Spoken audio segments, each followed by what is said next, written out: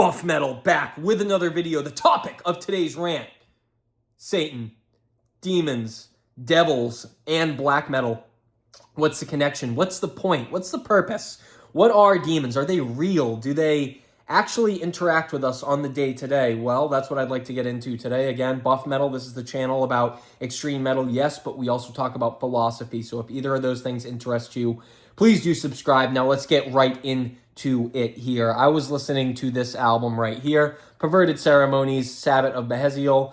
I'm very sentimental towards this album because when I was first getting into extreme metal, this was one of the first like deep cut albums that I had bought, where it was like I was at Armageddon Shop in Rhode Island, which if you're not familiar with the area, that's like probably the best metal store, or at least one of the best metal vinyl stores in New England. You know, Armageddon Shop is amazing. They got tons of all the deep cuts and, you know, everything, good prices too. But the point is, I saw this sitting on the shelves and I thought, man, that is a powerful image. Look at that. It really does look like some kind of perverted satanic ceremony, you know?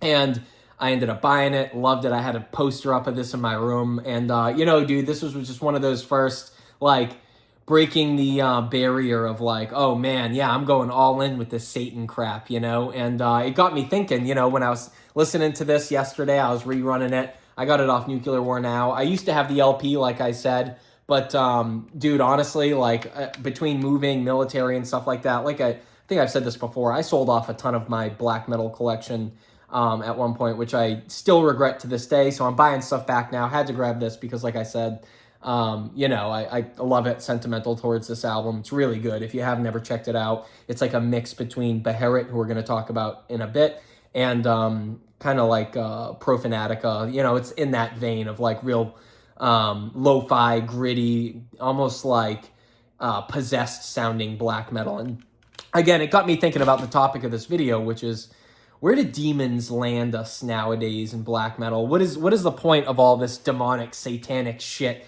that hides within the lyrics? Is it just to provoke people? Is it just to get you all aroused up, to get you feeling like, ooh, scary vibes? Or is it an empowerment thing? You know, are demons and Satan, is it like just a rejection of the normal order? I think about that sometimes as well, you know. And I'll say this, I liked, one of the things I liked immediately about extreme metal was its use of demonic imagery, because it takes all the virtue signalers and gets them the fuck out of here, all right? You know, it takes people who want to be good little, like, you know, just like fucking, I don't know, people who can't get down with some, like, crazy shit, takes them right out, you know? Dude, it requires a pretty open mind, I would say, as far as, like, the normie standard goes, to look into a band like Perverted Ceremony, especially with a powerful album cover like this, you know, and we're talking real satanic shit.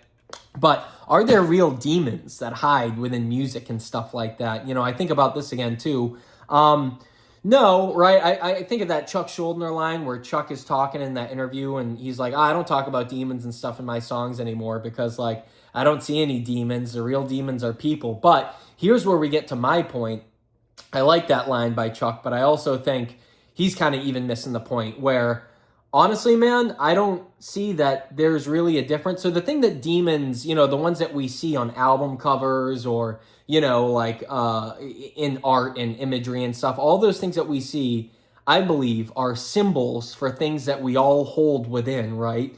Darkness, anger, all those emotions and things that can run rampant in our minds sometimes, right? Like, there is a great power, you know, to the dark side, to go full Sith mode on you, right? But there is, it's like anything in life. There's power where, you know, basically other people don't want to go, you know, like, or won't admit that they will go. And again, within the anger, the hatred, the hate, the siege that is some of the riffs on albums like, you know, Sabbath of Beherit or in Engram, you know, like I said, I've been talking about Beherit a lot. Here it is, my copy of Engram. I don't remember if I busted this out yet, but I keep thinking about it when I listen to that song, All In Satan. You know, All In Satan. Yeah. Such a good tune, man. If you haven't heard it, dude, you got to check out Engram. But The point of me bringing that up is like, it fills me with this spirit of like rage, you know, and I think that's where,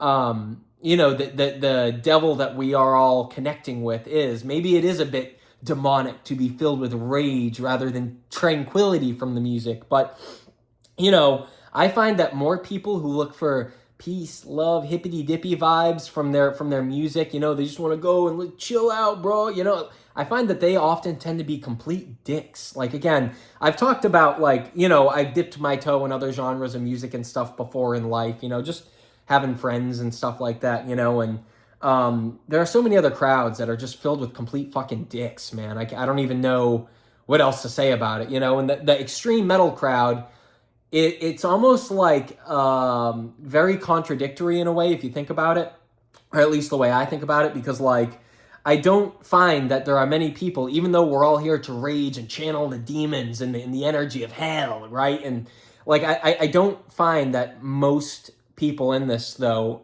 act out in a way that feels that way towards others, and I kind of dig that, man. You know, it's an interesting juxtaposition, you could say. So, not to get too smarty pants, you know, about all this metal shit. But yeah, man, I think that the demonic imagery and stuff, it's good at warding off the posers, I want to say, you know, honestly, for lack of a better word, for keeping the virtue signalers out. And, you know, like, I mean, that stuff, that's kind of why, like, I mean, that some of the NSBM stuff kind of works in that favor too, where it's like, if you're gonna virtue signal, you can't just get down with some crazy shit, then sorry, man, this isn't gonna be for you. Get the fuck out of here, you know. And I think any symbol of rebellion can be viewed that way, right?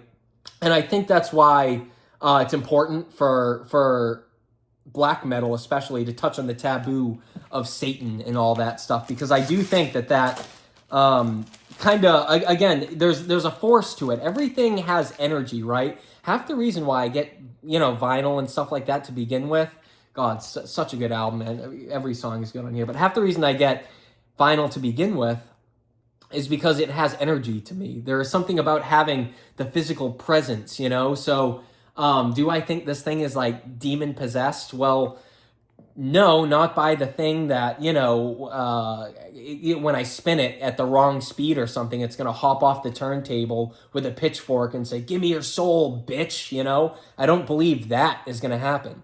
But I do believe there's a spirit of rage and something dark and hate-filled and stuff that lives within the riffs and the sound waves and in the frequencies that are displayed on an album like Engram, right? So, I mean, take that how you will, you know? Like, it's not that it's fake or whatever, but it's not real. It lives in this place that's in between, because symbols have meaning, and meaning is, you know, embedded in all of us, right? Like, things mean things, duh, you know? So, I don't know, man. I kind of like that blasphemous spirit of black metal and that demonic imagery. I think specifically for that reason, man. If you have a weak mind, and you get scared by simple taboos like Satan, or you can't get down with the true nature of especially men, man. I find that men, and, you know, not to say anything against chicks who might be watching too, like certain girls definitely have it too, you know, like